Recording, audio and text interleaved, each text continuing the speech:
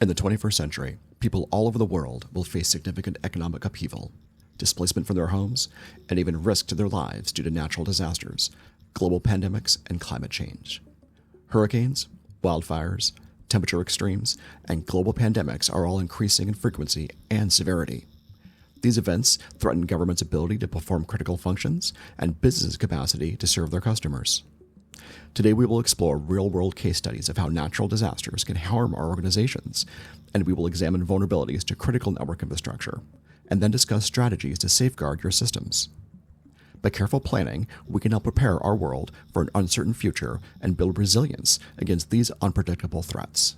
Hello, my name is Professor Craig Newcomb, and today we're going to discuss the impact of natural disasters on critical network infrastructure. Introduction. We are going to cover three broad topics. First, we're going to discuss some of the general basics of cloud technology, so we understand why natural disaster could be particularly devastating to that type of infrastructure. And then we're going to examine case studies of real natural disasters and what happened to network services during that disaster. And then finally, we're going to look at ways to mitigate those risks and build better business continuity and disaster recovery plans. So, our learning objectives. So, first, we're going to understand cloud infrastructure and discuss the technologies of cloud infrastructure. We're going to analyze real-world case studies of natural disasters which have occurred. We're going to learn mitigation strategies and standards, including NIST guidelines, to enhance our disaster recovery and business continuity planning, and then apply. We're going to take these lessons learned and make sure we include these in our course projects. So, brief refresher on cloud infrastructure technology terms. So the three that you'll see the most are on this side of the screen. So software as a service, infrastructure as a service, and platform as a service. So software as a service is like Microsoft Office 365, or like Canvas, like what we're using for our classes. Infrastructure as a service is more like Amazon Web Services or Microsoft Azure, where you lease server space and then you put your own software up onto it. And then finally, it's platform as a service. And this could be a platform that allows customers to create applications without dealing with the underlying infrastructure. We also see some other types of cloud infrastructure like desktop as a service. That's like a virtual desktop where you would log in through a VPN and bring up a desktop. Backend as a service and function as a service are a little more rare, but those terms will be used from time to time. So a data center refresher. So understanding what makes a data center will help us understand what the vulnerabilities are. And there's 5 key factors for a data center for it to work. You have to have power. You have to be able to power your servers. You have to have space. You have to have a physical space to place the equipment. You have to have cooling. You have to keep the equipment very cool. Data centers can get extremely hot. And one of the fastest ways to shut down a data center is to interrupt its air conditioning. Then you need network connectivity. You have to be able to connect your data center to the larger internet. And then finally, you need security. You need physical and cybersecurity to protect this data. So, cloud infrastructure vulnerabilities. The data centers themselves. Risk due to geographical location. If you have all your data centers in one geographical location, that means anything that happens in that area could put all of your data at risk. So like example, if you are using a hosting provider that only has services in Florida, then you're not really diversifying the location of your infrastructure. Another issue is power supply. So if you're in an area that has lots of blackouts or brownouts, you're going to have to account for that. If your data center loses power, it's not doing what it's supposed to be doing. So either backup power or maybe alternative power like solar or other types of means, but that has to be accounted for. And then finally, network infrastructure. The network connections themselves can be disrupted, like oceanic cables can be cut, other types of infrastructure can be damaged and destroyed, and having redundant network paths in and out of a data center could be really important. So, and there's more. So there's supply chain vulnerabilities. So this is disrupting the ability for the service providers to replace equipment. But also supply chain can be like if they're using a managed service provider, like say the data center itself has a managed service provider who helps keep their network working well. If they lose access to them or that MSP is taken out, that could be another supply chain issue. Others are human factors, where if, like during COVID and there was lockdowns, you did not have as many people available to go into work, and that could definitely cause problems with data center operations. And then, as we said before, cooling systems and water supply. A lot of data centers are water cooled, or they have extremely large air conditioning units. And if anything disrupts that, like there's a flood or some other crisis, it will totally shut down the data center. So these 2 pages have most of the key vulnerabilities that we're going to see throughout our case studies. So what's the impact of losing your data center, of losing your cloud services, of losing your critical infrastructure? Financial services, they can't conduct transactions, they can't move money around. The airlines, we saw how the airlines had to shut down when there was the CrowdStrike crisis. Several airlines had to cancel flights, or they were writing departure notes on a whiteboard. Hospitals as well. So the day of the CrowdStrike event, I was at a hospital with one of my family members, and we were told that all of the electronic data records were no longer accessible. So our doctors had to take hand notes, and hopefully they didn't forget anything. So it actually had a real world impact. And ultimately, also retail. If your point of sale systems can't work, you can't sell anything, and that will shut big companies like Walmart and Target down. So these are big economic impacts of the potential of a cloud outage.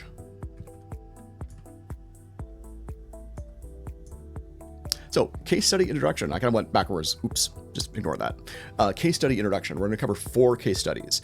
The Texas winter storm back in 2021 when Texas froze. We're going to talk about Hurricane Sandy, which inundated New York City. We're going to talk about the California wildfires of 2018. And then also we're going to talk about the COVID-19 pandemic. That probably had the biggest globalist impact among all of these different types of natural disasters. First, let's discuss the Texas winter storm in February 2021.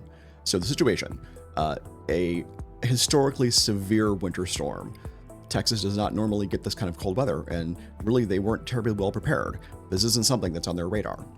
This is a historic winter storm, massive cold temperatures, and this also caused widespread power outages. So there were severe outages in Austin, Dallas, and Houston. And the outages as the electrical grid struggled to meet demand. Everyone had their heaters on and other types of devices to keep themselves warm, and the power grid was not able to respond. And a funny thing about Texas's power grid is that it's kind of self-contained. It's not really connected to the rest of the national power grid. So Texas can't import energy very easily. So what disruptions happened? So 3 big ones were Google Cloud, Microsoft Azure, and Amazon Web Services. So all 3 of those services had server farms in Austin, Dallas, and Houston, and those devices were offline. Some of those compute resources that Microsoft Azure has, they do distributed computing, and a lot of that was degraded as well. So even if your data center wasn't gone, it may actually be running slower because the ability for the provider to do distributed computing is minimized. So the consequences. Outages in Texas had a global impact. Network companies and people all over the world had data in Texas that was no longer accessible or were relying on services from there. So lessons learned. 4 key points that I want to make here is geographic redundancy. That means when you're signing a contract for a data center, you want to make sure your data centers are in different places, ideally hundreds of miles away, and ideally with different risk thresholds for natural disasters. If you have a data center in an earthquake area, then put your other data center in a place that has maybe a hurricane concern. And the hope is that the 2 disasters don't happen at the same time. Another is enhancing infrastructure resilience. So the physical and operational resilience of the data centers, particularly with backup power and being able to keep generators going. Now, the issue is that even if the data center's generators go, there's a bunch of hops between the data center and the rest of the world that also have to operate. So it may not be a perfect solution. Another thing is regularly testing your contingency plans. I don't think many businesses in Texas had recently gamed out the potential for a massive winter storm. So a lot of people were probably taken by surprise. And then finally, clear communications. establishing clear communication channels and protocols to make sure your customers and your stakeholders are informed of everything that's going on.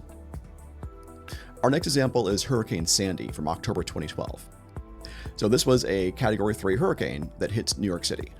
Hurricanes don't normally hit this far up north, and it caused a massive amount of flooding. So the impact was severe flooding in New York and New Jersey, and there's lots and lots and lots of data centers in that area. Again, Amazon Web Services was impacted, and financial institutions and e-commerce platforms were also hit pretty bad. New York has lots of financial institutions, and they're kind of all located in the same place. So if there's a disaster, it could take out a lot of them. So the consequences: widespread service interruptions. Really, it was financial and e-commerce were the ones that were the hardest hit. Next is Hurricane Sandy in October of 2012. This was a Category 3 hurricane that hit New York City. And hurricanes don't normally hit New York City, so they weren't terribly prepared for this. New York City and New Jersey were hardest hit, and there was a lot of data centers in those areas that were impacted. There was coastal flooding, and especially in New York City, some of the subways flooded and some of the tunnels flooded. So not only were data centers flooded, but actually access to Manhattan was also impacted. Three major disruptions were with Amazon Web Services, who had servers in the area, and then also financial institutions and e-commerce platforms. These are critical for online transactions, or even just going to Target or Walmart and swiping your credit card.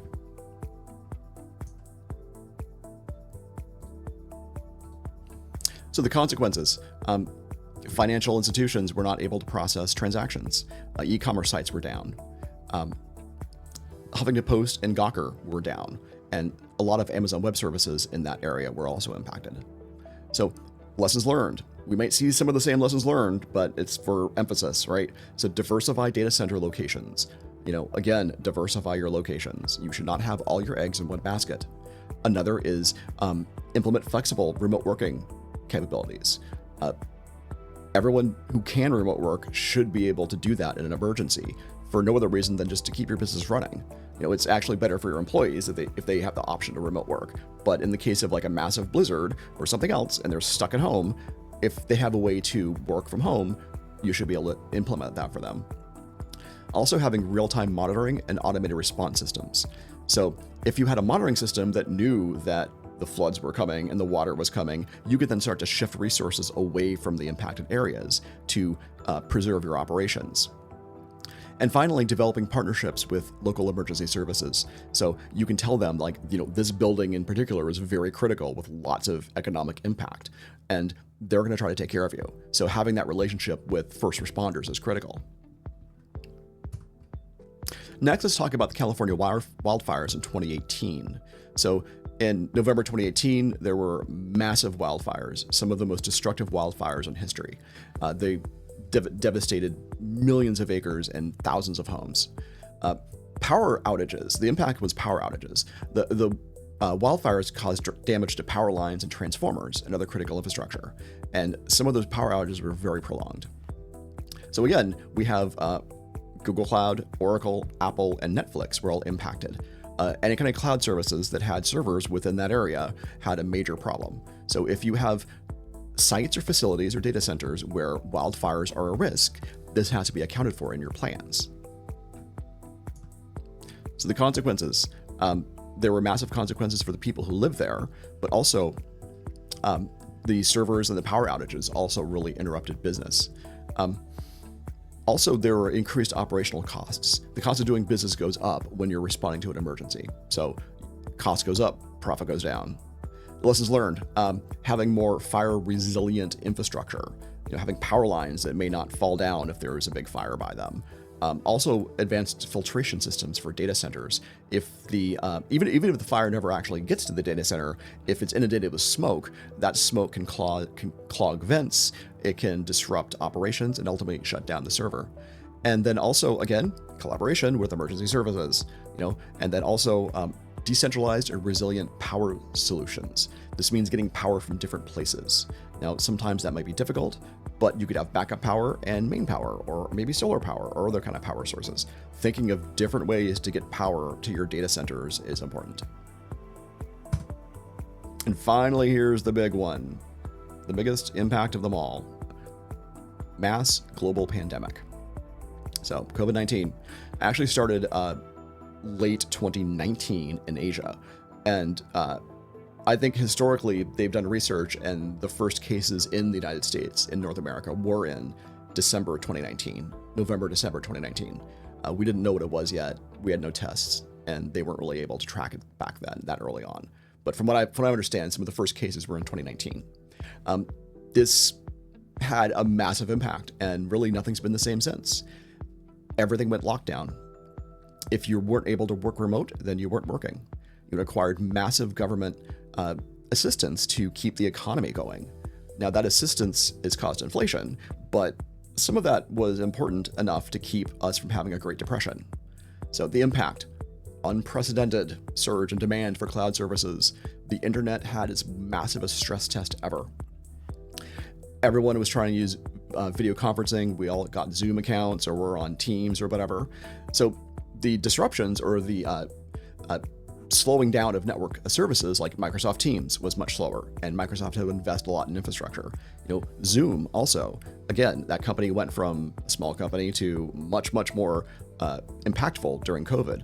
And also Google Cloud and Amazon Web Services. Every cloud thing really got in the forefront of everyone's mind. That's how we kept our economy going at that point. So, consequences and lessons learned. So, service disruptions to literally everything: education, business, government, everything shut down. Some people lost a year, really. My children were out of school for a year. I had to homeschool them during that period of time. It impacted really everything. Remote work productivity. A lot of people had to learn how to work remotely effectively. And there's delays with that, especially when, you're home and your kids are home and you can't get a babysitter to come because everyone's on lockdown. All of a sudden, working becomes much, much more difficult. I have 2 little kids myself, and I know how hard it can be. Increased operational costs. Business had to spend money. They had to increase the amount of VPN connectivity going into their networks. They had to buy a bunch of laptops for people who didn't have laptops. They had to spend a lot of money to build that infrastructure. So lessons learned. There's so many. I picked 3. And scale your infrastructure to handle sudden increases in traffic. This could be through using elastic cloud services, where you can dynamically increase or contract how much network power you have, or you could just buy more hardware. Also looking at load balancing and traffic management systems. This is where you don't want everyone going to the same server. You want it balanced over different servers in different geographical locations, hopefully. And then also implement, robust remote work support and security measures. Allowing your employees to remote work when they need to is a way to help mitigate this. And that also mitigates a lot of other natural disasters as well. So more things are coming. Climate change. It is already impacting weather patterns, and it's already impacting the severity of extreme weather events. So here we have it. Here we have it right here. Increased frequency of extreme weather events. That's more hurricanes, more severe storms, more typhoons. And climate change doesn't mean things necessarily get hot everywhere. Places can get very cold too. Like there's the Gulf Stream in the Atlantic Ocean, and that is that moves warm water from the Caribbean up to northern Europe. If the Gulf Stream were to be interrupted because the polar ice caps melt, that Gulf Stream may shut down, and the climate of Europe would drop dramatically. It'd be more like northern Canada. Also, intense severity of disasters. The disasters themselves are going to be worse. We'll see more Category 5 hurricanes. We'll see more very bad flooding and rising sea levels. Coastal flooding and erosion. Places in Florida are going to have a bad time if you're really low to the water. And there's more.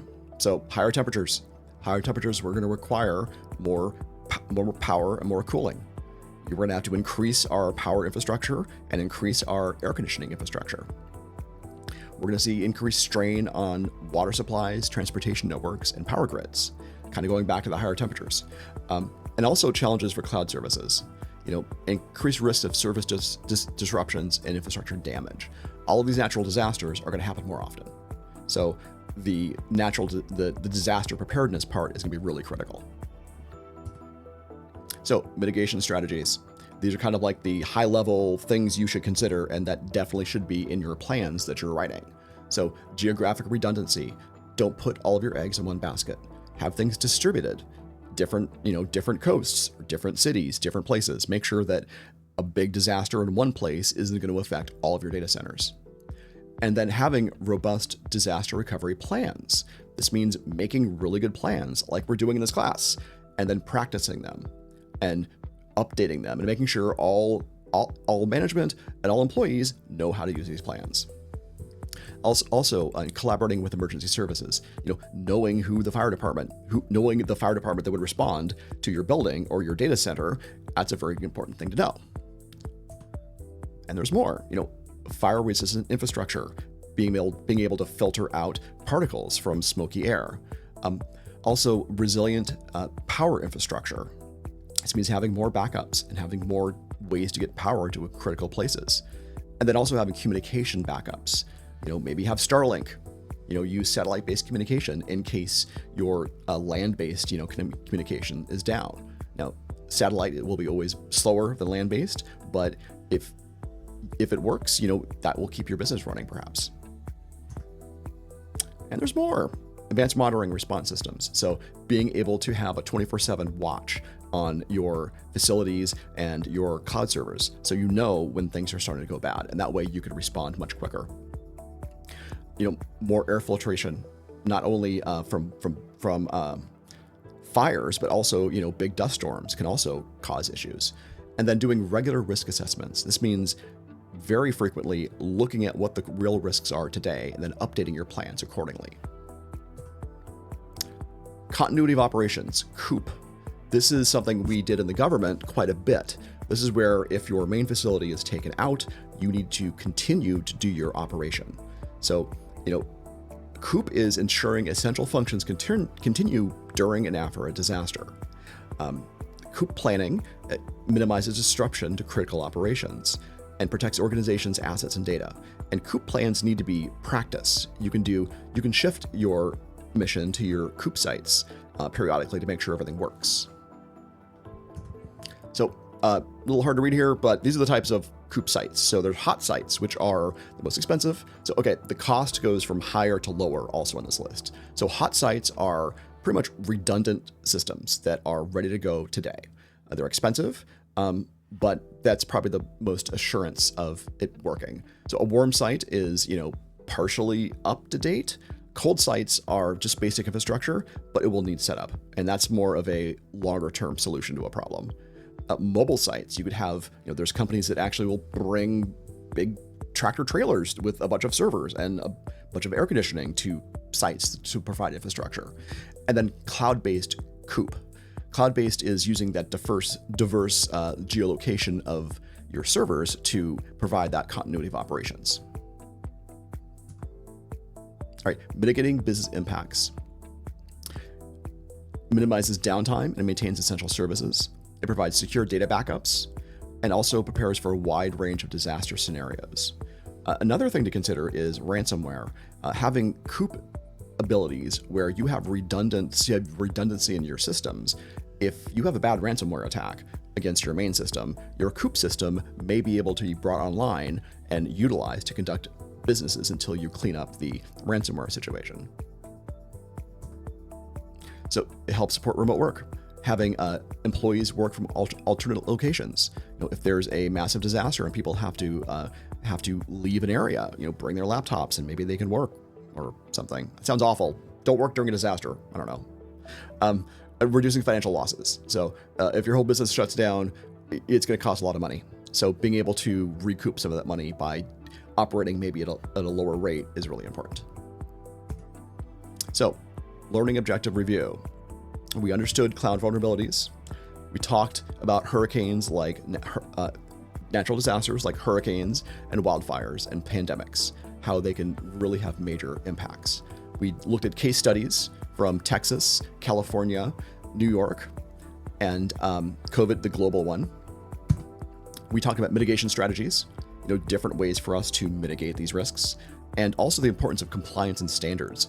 the NIST publications, NIST 800-34, 800-53, 800-30, and those are excellent documents, and they should be part of your planning. Those give you templates to use. A little discussion of the reference publications. I won't read this. You should be looking at these publications already. And that's it. That's my lesson for today. If you have any questions, please send them to me. You can contact me via email or through Canvas. Thank you, and have a great day.